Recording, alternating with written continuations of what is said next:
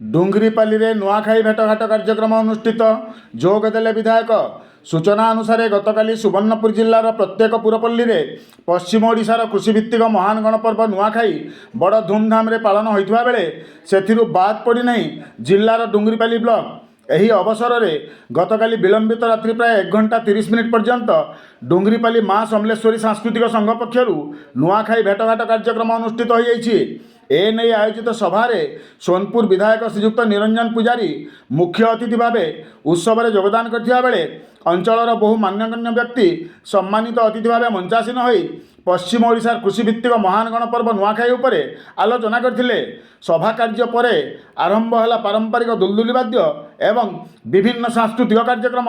एही अवसर में शह शह दर्शक विलंबित रात्रि पर्यंत एही रंगारंग कार्यक्रम भरपूर मजा नहीं।